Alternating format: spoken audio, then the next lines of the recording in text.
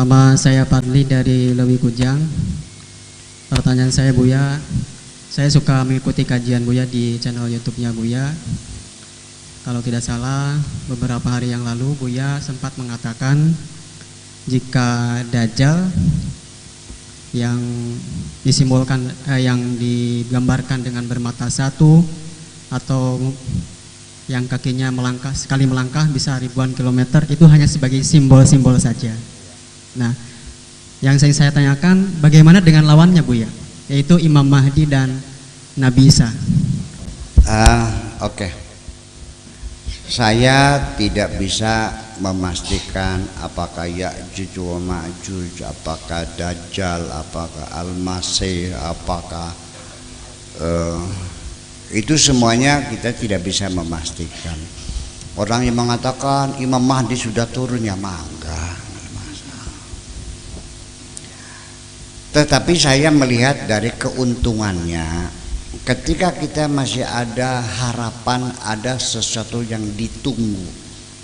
Ini sangat penting, membuat kita tidak mudah frustrasi karena harapan ada. Kalau kita masih ada, baru saya bicarakan tadi itu, karena nggak ada harapan, masa depan kita sudah gelap gulita, itu frustrasi.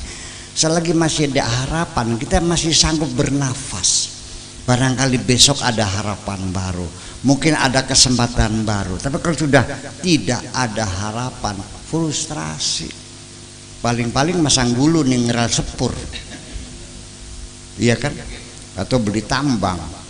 Nah, jadi terlepas nanti terbukti atau tidak terbukti, kita tetap mengatakan wallahu a'lam. Teksnya ada, ya kita percaya. Maknanya apa? Apa salahnya sih kita nggak usah lancang, tinggal bilang saja wallahu a'lam, kan boleh.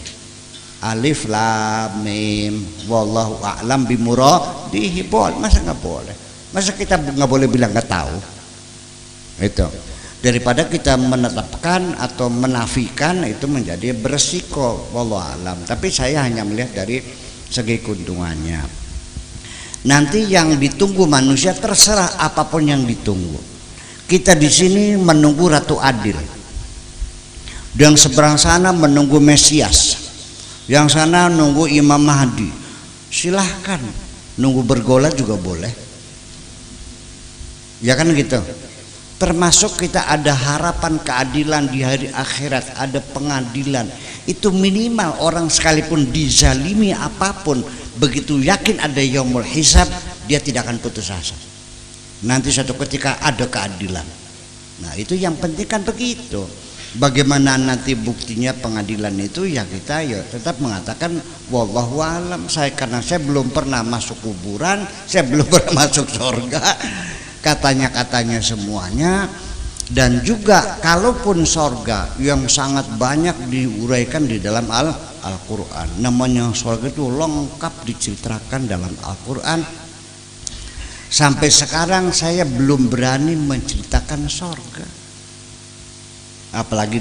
apalagi namanya Dajjal dan sebagainya, Ya'juj wa Ma'juj dan sebagainya. Sorga yang diterangkan panjang lebar juga saya tidak berani menerangkan sorga disampaikan seperti sekarang ini. Kenapa? Itu sangat kondisional sekali.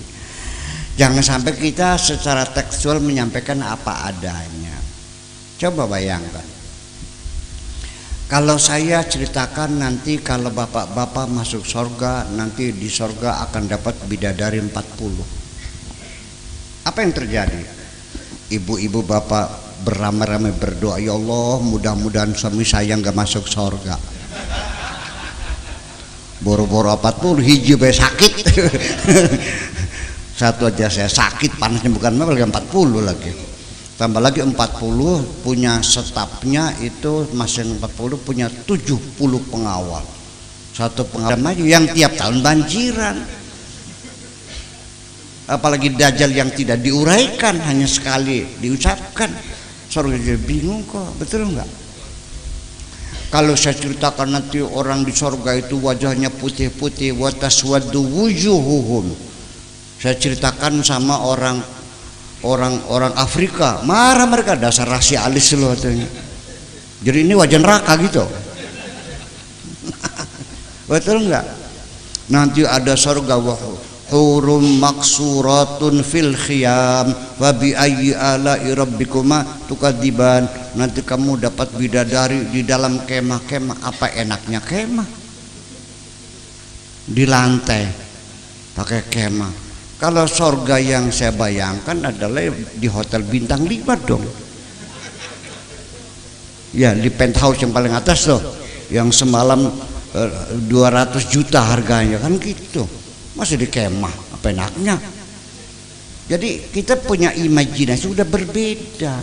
Itulah makanya kita menerangkan Al-Quran itu harus, ya itulah harus sesuai dengan kondisi kita. Jangan apa adanya, nanti jadi nggak menarik.